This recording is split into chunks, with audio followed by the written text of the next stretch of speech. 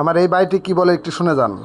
ভয়াবহ ষড়যন্ত্র ফাঁস হয়েছে আওয়ামী লীগের যে নজরুল ইসলাম বাবু, সাবেক এমপি ছিল আওয়ামী লীগের, সে একটা অডিও কলে বলতেছে যে পুরো দেশে অস্থিরতা তৈরি করতে হবে, এমনভাবে অস্থিরতা তৈরি করতে হবে এই দেশের সরকার, বর্তমান যে ইনুস সরকার আছে, তারা যেন দেশ থেকে পালায়। তাদের এরকম পরিকল্পনা, দেশের জনগণের প্রতি একটা অনাস্থা তৈরি করা, দেশের জনগণের প্রতি আওয়ামী লীগ যে ভালো ছিল এই মনোবলটা তৈরি করা, এই জন্য যত রকমের অস্থিরতা আছে দেশের মধ্যে তারা করার প্ল্যানিং করতেছে। সে কি বলে আপনাদেরকে আমি একটু অডিও কলটা একটু শোনাই। বাংলাদেশ আওয়ামী লীগ ছাড়া বাংলাদেশ চলে না, এটা বোঝানো যাবে। নেমে এসে বন্ধ অচল করে দিবে। সচল যতক্ষণ থাকবে ততক্ষণ পর্যন্ত বাংলাদেশ আওয়ামী লীগ বাংলাদেশে কি করছে এটা বোঝা যাবে না। যেদিন অচল হয়ে যাবে সেদিন বাংলাদেশ আওয়ামী লীগ ছাড়া বাংলাদেশ চলে না, এটা বোঝানো যাবে। বাংলাদেশের অনুভূতিতে লাগবে, তখন রেজাল্ট পাবে না। টেলিগ্রাম গ্রুপ করেছি মানে যতদিন দেশ ভালোভাবে চলবে ততদিন কিন্তু আওয়ামী লীগের মর্ম বোঝা যাবে না। যখন দেশকে অচল করে দেওয়া যাবে তখন আওয়ামী লীগের মর্ম এই দেশের জনগণ বুঝতে পারবে।